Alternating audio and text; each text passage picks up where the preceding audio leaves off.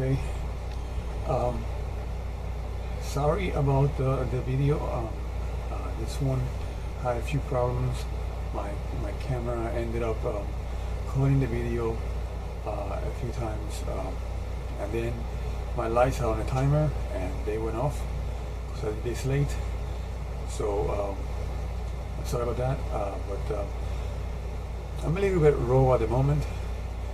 But what I say makes a lot of sense. I mean, if you see the theory, and if you go back to the other episodes, you will see that everything makes sense from every perspective. You can go back and forth, and you know, I don't have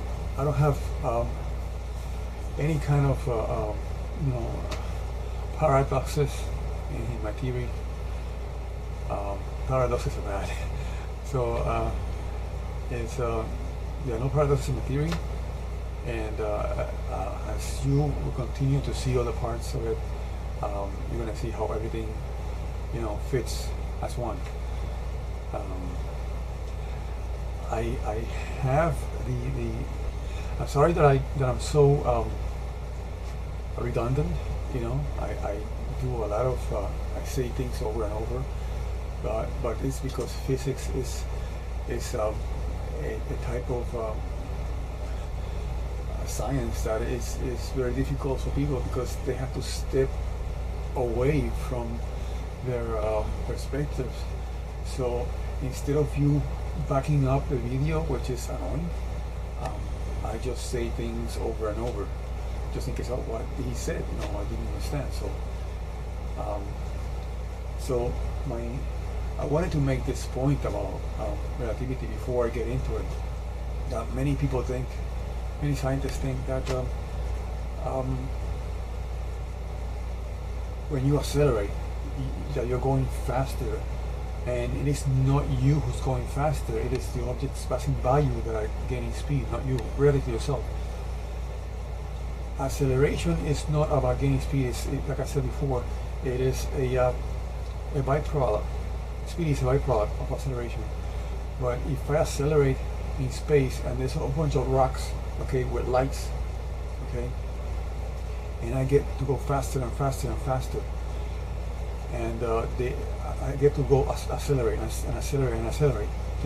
I'm beginning to say faster and faster and faster, like I don't know what it means, okay, because my mind is going back to, no, you're going faster, okay, but I'm not, okay. If I start to collapse relative time-space by accelerating, okay, I'm beginning to change my point of motion stillness from one point of motion stillness to a different point of motion stillness within infinity. But once I cut off my thrusters, I will be standing still, but in a different place within that motion stillness, within infinity. But I will still be standing still. However, the difference that I left by collapsing relative time-space through acceleration, now I can see the difference because the objects on the outside have gained speed, okay, relative to me, they have gained a lot of speed, all right?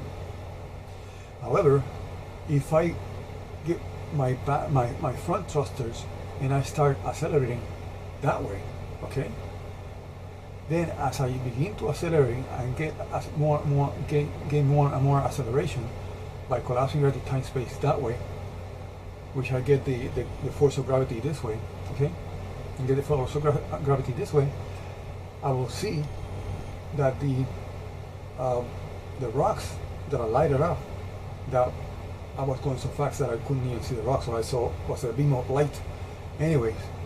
So as I accelerate that way, that beam of light will start getting slower and slower, and I will begin to see the rocks, okay, as I accelerate. So I am accelerating now backwards, yet I'm slowing down relative to the objects outside. So accelerating is just changing your position within steady motion space within infinity, Okay, and as if you go to my, I think it was my second episode. Okay, I explained that that space is infinite. Okay, even a small amount of space has infinity in it. So that's a proof that infinity is a factor within relativity. I mean, and you can say that you can. I bet you can have relativity without infinity space. However, you will have to relate yourself to the ending of something, so relativity will stop. Okay, if you don't think that there's an end to something, then relativity will not. If you don't think that there's an end to something, then relativity will be real. Okay, so relativity is all about infinity, and I'm going to show you why that is.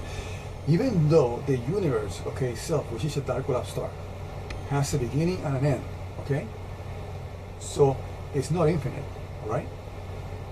But that universe is inside another universe, inside another universe, inside another universe. So it keeps going to infinity outside, and then it keeps going to infinity inside as well. So because of that, this universe is one of the newest ones, and you see all the universe that are building right now inside this universe. But there are other universes all over the place. I mean, if you do the math, I think that they have to be like I don't know, countless universes that are born every second, every millisecond. If how long has it been continuing? Who knows? If it has been continuing forever, I don't know. I don't. I cannot grasp that. I cannot take a guess because maybe perhaps we'll never know. Anyways, but that is relativity right there. It's an example that I actually made before at the beginning of my theory, but this one I did it with lights and rocks, and instead of a road, which is much better. And you will find out in my next episode on relativity how much of an illusion, okay, motion is. Motion is an incredible illusion, and it's very tough to I would say to crack it, but it's very tough to understand it because it's such an incredible illusion. And even when we understand relativity within the universe itself, okay, it's not really relativity what we're looking at. I mean, relativity is the way we view it, but there is something deeper, and I can't explain it with words, but knowing about relativity is getting very close to what the universe actually is about. It's way much better than thinking that there is a speed greater than another speed, because that's a real illusion. Anyways, I also had to say that this video went really bad. I think I said that before. Anyways, I'm kind of a raw at the moment. For the last 3 episodes, I haven't even introduced myself in the beginning of the video, so I'm going to do that now. My name is Samuel Miansinope, and I am a Renaissance man. I have done a lot of stuff. I'm a little bit like Leonardo da Vinci. I have done from photographs. I don't know if he did photographs, but I've done invasion photographs, sculptures, paintings, cartoons, anything that's creative. I have done it. When I was a little kid, I came here. I built my first statue, and it was a statue of a little frog, and it looked so real. My teacher stole it, and that was after I painted it. After I painted it and I gave it to her to put it into the oven.